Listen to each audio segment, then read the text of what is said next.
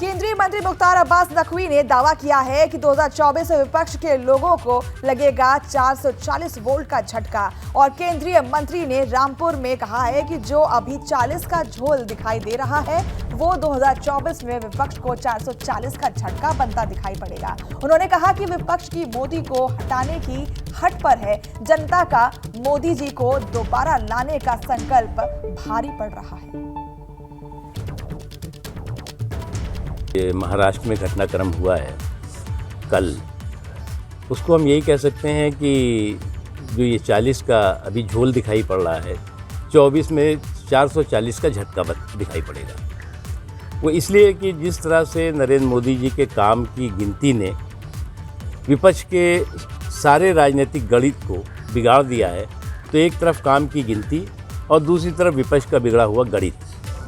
आज जो है वो मोदी जी को हटाने की जो इनकी हट है, उस पर जो है वो देश की जनता की मोदी जी को दोबारा लाने की का जो संकल्प है वो भारी पड़ रहा है।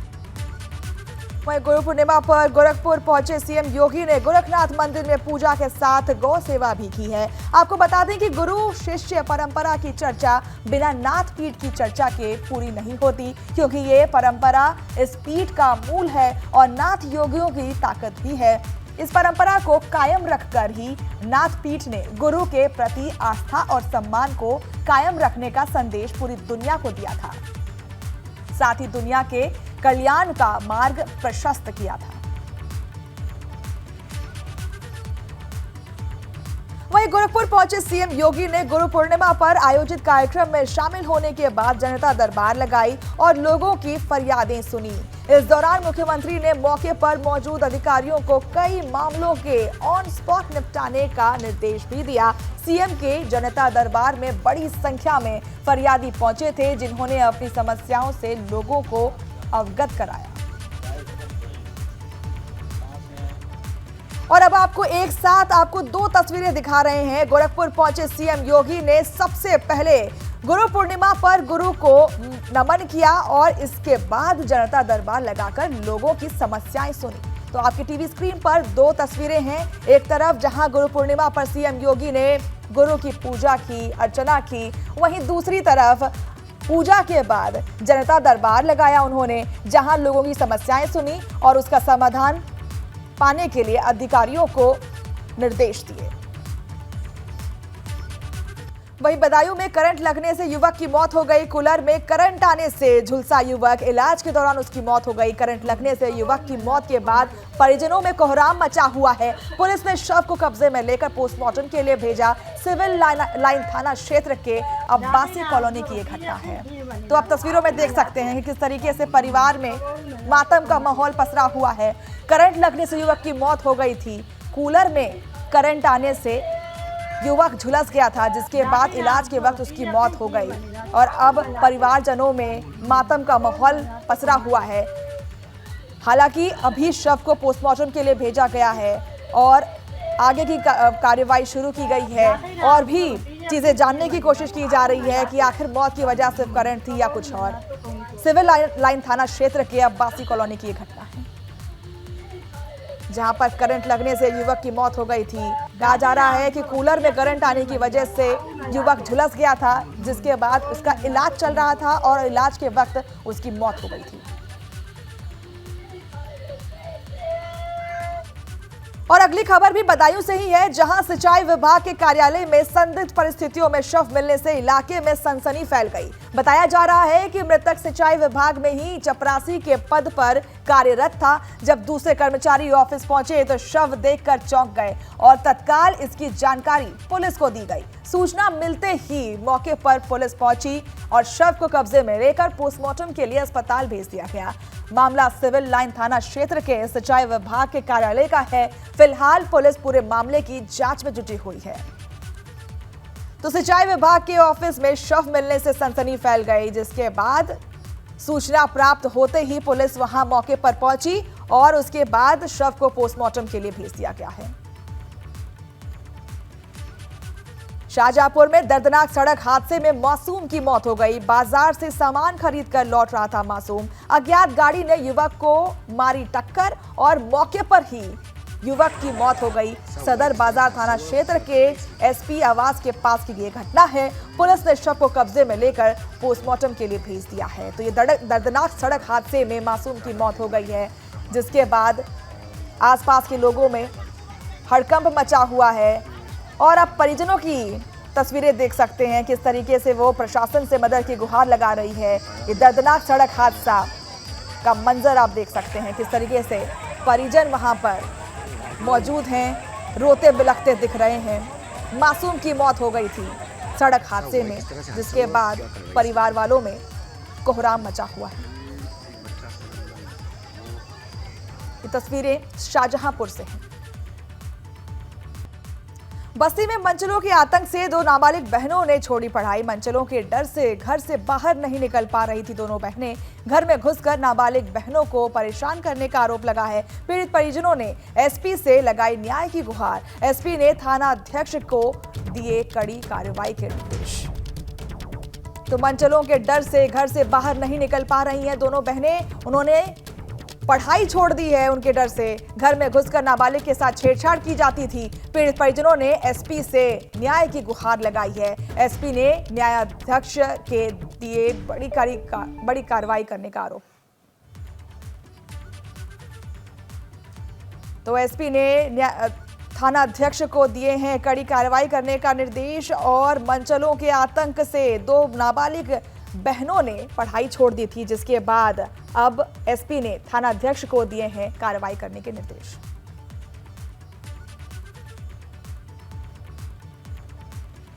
इसमें अभियोग दर्ज है, लेकिन उनकी शिकायत थी इसमें जो छाड़ की धाराएं तो नहीं लगाई गई हैं। इसमें भी उनको निर्देश दिया गया है कि इसमें साथ में विवेचना करें और जिस प्रकार के तथ्य सामने आते हैं उसके अनुसार कार्रवाई करें। वहीं हरदोई पुलिस ने देह व्यापार करने के आरोप में 9 लोगों के खिलाफ बड़ी कार्रवाई की है। पुलिस ने सभी 9 आरोपियों को करीब 3 करोड़ 25 लाख की संपत्ति कुर्क की है। मौके पर पहुंची कासिमपुर पुलिस की टीम ने ढोल बजाकर आरोपियों की संपत्ति कुर्क की है। मामला अतरौली थाना क्षेत्र का बताया जा रहा है। पुलिस की माने तो ये सभी लोग देह व्यापार के धंधे में संलिप्त थे, जिनकी 3 करोड़ 25 लाख रुपए के कुल 30 चल और अचल संपत्तियों को कुर्क कर लिया गया है। एसपी राजेश द्विवेदी ने बताया कि सभी आरोपियों पर पहले से ही केस दर्ज थे, जिसके आधार पर यह कार्रवाई की गई है। ये गैंग जिसके 23 सदस्य थे, अनैतिक देह व्यापार में लिप्त था, जिनके विरुद्ध जनपदीय पुलिस द्वारा गैंगस्टर अधिनियम का मुकदमा कायम किया गया था। इसी गैंग के 9 सदस्यों को जो अवैध अपने व्यापार से उन्होंने संपत्ति अर्जित की थी, उसको डीएम हरदोई द्वारा दिनांक 30 तारीख को कुर्क कर लिया गया था। आज प्रशासन और पुलिस द्वारा उस सभी संपत्तियों को अटैच कर लिया गया है। अब बात कर लेते हैं मथुरा की, जहां पर दर्दनाक सड़क हादसे में 5 लोगों की मौत हो गई। हादसे में 20 से ज्यादा लोग घायल हुए, अस्पताल में भर्ती हैं। ट्रैक्टर और कार के बीच जोरदार टक्कर हुआ था। इस हादसे में गोवर्धन से परिक्रमा कर ट्रैक्टर से लौट रहे थे लोग। फरह थाना क्षेत्र के रायपुर घाट गांव का मामला है ये। तो ट्रैक्टर और कार के बीच जोरदार टक्कर हुआ, जिसके बाद कई लोग घायल हो गए। सभी का अस्पताल में इलाज चल रहा है। दर्दनाक हादसे में 5 लोगों की मौत हो चुकी है। फरह थाना क्षेत्र के रैपुरा जाट गांव के पास की ये वारदात है। इस घटना को आप देख सकते हैं कि किस तरीके से लोग वहां पर मौजूद हैं, किस तरीके से अस्पताल में भर्ती हैं, उनका इलाज चल रहा है। दर्दनाक सड़क हादसे में 5 लोगों की मौत भी हो चुकी है। खबर बागपत से है, जहां यूनिफॉर्म सिविल कोड पर आरएलडी अध्यक्ष जयंत चौधरी का बयान आया है। यूनिफॉर्म सिविल कोड का स्वरूप सामने आने पर ही चर्चा संभव है। देश में पुरुषों और महिलाओं को मिले समान अधिकार। भाजपा और राजभर के कहने से कुछ नहीं होता। महाराष्ट्र के सियासी घटनाक्रम पर बोले जयंत चौधरी, देश में पहली बार ऐसा नहीं हो रहा है। जयंत चौधरी, विकास के लिए 2024 में होगा नया सवेरा, ऐसा कहा है जयंत चौधरी ने। यूसीसी का क्या स्वरूप है ना मुझे मालूम है ना आपको मालूम है, तो चर्चा भी करना बेकार है। जहाँ तक महिला के सशक्तिकरण का सवाल हो और एक संस्कार पूरे देश में होने का सवाल हो तो जहाँ अगर महिलाओं का किसी भी मान्यता के तहत अगर अपमान होता है तो वो सही नहीं। आधुनिक भारत में लोकतंत्र में बराबरी होनी चाहिए, महिला और पुरुष के रिश्तों में भी बराबरी होनी चाहिए। अब सरकार उसको कैसे काम कर सकती नहीं कर सकती वो दूसरा विषय है। चौधरी साहब, राजभर जी और बीजेपी कह रही है जयंत चौधरी बीजेपी में शामिल हो रहे हैं। क्या महाराष्ट्र पुनर्वास जा रही है यहाँ पर? क्या महाराष्ट्र वाला दोहराया जाएगा? आप क्या चाह रहे हो कि मैं अपना नया सूट सिलवाऊं? ये बीजेपी और राजभर कह रहे हैं। उनके कहने से क्या होता है? उनके कहने से क्या होता है? मेरा स्टैंड क्लियर है। यहाँ आज क्योंकि एक सामाजिक कार्यक्रम है, राजनीतिक कार्यक्रम मंच नहीं था, कार्यकर्ताओं के बीच कार्यक्रम होता उस हिसाब से या चुनावी कार्यक्रम होता तो हम खुल के बातों को कह सकते थे। सीतापुर में गोंड नदी में पुल से नीचे खाई में गिरी कार और हादसे में डीपी वर्मा मेमोरियल कॉलेज के कोषाध्यक्ष की मौत हो गई। हादसे में एक अन्य युवक की भी जान जा चुकी है, 2 लोग घायल हैं। सीतापुर लखनऊ हाईवे पर यह हादसा हुआ। कार में एक ही परिवार के 4 लोग सवार थे। तो गोंड नदी में पुल से नीचे खाई में गिरी कार, जिसकी वजह से 4 लोग सवार थे और 4 लोगों की मौत हो गई है। मौके से लोगों को निकाला जा रहा है, शव को निकाला जा रहा है। आसपास के लोग वहां पर जुटे हुए हैं। गोंड नदी पुल से सीधे कार नीचे गिर गई, जिसकी वजह से यह हादसा हुआ। वहीं फिरोजाबाद में आगरा लखनऊ एक्सप्रेस पर भीषण सड़क हादसा हुआ है। पुलिस की बोलेरो कार सड़क पर खड़े ट्रक में जाकर टकरा गई, जिससे 5 पुलिसकर्मी सहित 8 लोग घायल हो गए। सभी घायलों को इटावा के सैफई मेडिकल कॉलेज भर्ती कराया गया है। दरअसल महोबा पुलिस की गाड़ी अपहरण की गई बच्ची को दिल्ली से बरामद कर लौट रही थी। सड़क हादसे में अपहृत मां की मां मीना गंभीर रूप से घायल हो गई है। तो आप देख सकते हैं इन तस्वीरों में किस तरीके से पुलिस की बोलेरो ट्रक से जा भिड़ी, जिसकी वजह से गाड़ी क्षतिग्रस्त हो गई है और अपहरण की हुई बच्ची को वापस लेकर के आ रही थी पुलिस। उसकी मां अभी गंभीर रूप से घायल है। महाराष्ट्र की तरह सियासी हालत पर सुभाषपा अध्यक्ष ओम प्रकाश राजभर ने बड़ा बयान दिया है। उन्होंने कहा है कि जो महाराष्ट्र में हुआ है वही खेल यूपी में भी होगा। सुभाषपा अध्यक्ष ओम प्रकाश राजभर से बात की हमारे संवाददाता विदेश पांडे। जिस तरीके से एनडीए में अजीत पवार जुटे हैं, उप मुख्यमंत्री बने हैं, पूरी पार्टी को उन्होंने तोड़ लिया है, उत्तर प्रदेश की सियासत में भी हलचल मच गई है, क्या कहेंगे? देखिए, जो महाराष्ट्र में हुआ है वही खेल यूपी में भी होने जा रहा है। बिहार में भी शुरू हो गया है काम। तो हम बिहार की बात ना करें तो बेहतर होगा, हम यूपी की ही बात करें। तमाम नेता समाजवादी पार्टी के मुखिया से नाराज, वो लोग दल बदल के लिए तैयार हैं। उनके सहयोगी दल भी उनका साथ छोड़ने के लिए तैयार हैं, क्योंकि जो रुझान आ रहे हैं वार्ता के दौर में, जो बातचीत में, वो यही है कि लोग उनके साथ चलने को तैयार कोई नहीं है। आपको लग रहा है कि समाजवादी पार्टी के विधायक वो सब आपके संपर्क में हैं? चूंकि आप गठबंधन में रहे हैं, गठबंधन में उनके प्रचार में भी उनका साथ दिया है आपने, तो आपको लगता है कि बहुत सारे ऐसे समाजवादी पार्टी के विधायक भी आपके संपर्क में हैं? कई लोग हैं। अब वो उसका खुलासा हम बाद में करते हैं ना, पहले बता देंगे तो फिर दिक्कत होगी ना। बहुत लोग नाराज हैं, वो जान चुके हैं कि अब समाजवादी पार्टी के साथ अब वो चीज़ नहीं रह गई जो माननीय मुलायम सिंह के ज़माने में थी, शिवपाल जी के ज़माने में थी। अब वो समाजवादी पार्टी नहीं रह गई है। समाजवादी पार्टी आप देखिएगा, जो उनके विधायकों का कहना है, उनके लोगों का कहना है, ये नज़र आ रही है, उनकी बातों से ये लग रहा है कि समाजवादी पार्टी का वो हसर होने जा रहा है जो महाराष्ट्र में हुआ है, वही हाल यहाँ भी होने एनसीपी का, और क्या, जो एनसीपी का वहाँ हाल हुआ है वही हाल यहाँ होने जा रहा है। यानी एनसीपी जिस तरह से टूटी है उसी तरीके से समाजवादी पार्टी भी टूट जाएगी। और क्या होगा, ये बहुत बड़ी खबर दे रहे हैं। जब अपना भविष्य हर नेता संवार रहा है ना, हर नेता अपने भविष्य के विषय में सोच रहा है, तो उस स्थिति में जो लोग जान रहे हैं कि हमारा भविष्य यहाँ नहीं है तो वहाँ क्यों रहेंगे? भाई पटना क्यों नहीं गए? एक उदाहरण है ना, पटना न जाने का। आप देखिएगा आगे भी जो रैली होने जा रहे हैं, उनके बैठक होने जा रही है, वहाँ भी नहीं पहुँचेंगे। अखिलेश यादव की बैठक में नहीं जाएंगे, देख लीजिएगा। यानी जयंत चौधरी के संपर्क में हैं आप? अब सारी बात हम नहीं खुलासा करेंगे ना, बताएंगे समय पे बता देंगे।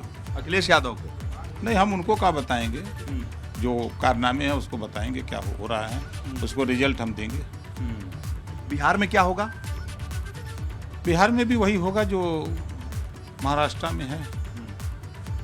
अभी है कि अभी विकल्प सरकार बनाने की तैयारी हो जाए तो फिर वो लोग भी वहाँ भी जिस तरह की हलचल है, उठापटक शुरू हो गई है। यूपी की सियासत से बड़ी खबर आ रही है। ओम प्रकाश राजभर का दावा है कि समाजवादी पार्टी के बहुत सारे ऐसे विधायक हैं जो टूटने के लिए तैयार हैं और साथ ही साथ वो समाजवादी पार्टी से टूटकर एनडीए के गठबंधन में ओम प्रकाश राजभर के साथ आएंगे। अभी आगे देखिए क्या क्या होता है। जयंत चौधरी भी उनके संपर्क में लगातार बने हुए हैं। कैमरामैन प्रेम के साथ वीरेश पांडे, लखनऊ। खबर ग्रेटर नोएडा से आ रही है, जहां पहुंची पाकिस्तानी महिला गिरफ्तारी। पाकिस्तानी महिला से पूछताछ में जुटी है एजेंसियां और ऑनलाइन गेम के दौरान नोएडा के युवक से हुआ था प्यार। 4 बच्चों के साथ पाकिस्तानी महिला पहुंची थी ग्रेटर नोएडा। नाम बदलकर ग्रेटर नोएडा में रहती थी महिला। सचिन नाम के युवक के साथ सीमा बनकर रह रही थी महिला। ग्रेटर नोएडा के रूबूपुर इलाके में किराए के मकान में रहती थी महिला। साथ रघुपुरा में घूम रही है। इसी सूचना पे तत्परता से पुलिस टीम का गठन करके थाना रघुपुरा पुलिस द्वारा उस महिला को फाइनली ट्रेस कर लिया गया है और प्रारंभिक पूछताछ में उसका नाम सीमा गुलाम हैदर है, जो कि सचिन पुत्र नेत्रपाल निवासी रघुपुरा के संपर्क में पबजी खेलने के दौरान आई थी और नेपाल के जरिए नेत्रपाल के बेटे सचिन के साथ रहने के लिए रघुपुरा बस से आई थी। इससे अन्य एजेंसियों से माध्यम से विस्तृत पूछताछ की जा रही है और जो विस्तृत विवरण है। पबजी गेम खेलते हुए भारतीय युवक से पाकिस्तानी महिला को प्यार हो गया। प्यार इस कदर परवान चढ़ा कि पाकिस्तानी महिला अपने 4 बच्चों को लेकर के नेपाल के रास्ते वो भारत आई और भारत के ग्रेटर नोएडा इस कस्बे में यहाँ पर वो रहने लगी। ये वही कस्बा है, ये वही गली है जहाँ पर वो पाकिस्तानी महिला अपने प्रेमी के साथ यहाँ पर रह रही थी। देखिए, उसको किसी को भनक तक नहीं लगी कि वो पाकिस्तानी महिला इसी गली के इस मकान में यहाँ पर रह रही थी। बड़े ही सातिराना तरीके से वो अपने प्रेमी के साथ 4 बच्चों के साथ यहाँ पर रह रही थी। ये बताया जा रहा है कि लगभग 1.5 महीने पहले वो यहाँ पर आई थी और उन दोनों ने 2500 रुपये में कमरा लिया था और दोनों गुपचुप तरीके से यहाँ पर रह रहे थे। ये भी बताया जा रहा है कि जो युवक है वो युवक इसी कस्बे का रहने वाला है, लेकिन वो यहाँ पर किराए पर रहता था। इन मकान मालिक को इसकी जानकारी तब हुई जब पुलिस मौके पर पहुंची, पूछताछ की, तो उससे पहले ही वो दोनों प्रेमी प्रेमिका अपने बच्चों को लेकर मौके से फरार हो गए थे। अब कई टीमें इसमें बना दी हैं और दोनों की तलाश की जा रही है। ये भी कहा जा रहा है कि आखिर वो पाकिस्तानी महिला कहीं पाकिस्तान की कोई गुप्तचर तो नहीं। इन सभी पहलुओं पर पुलिस जांच कर रही है।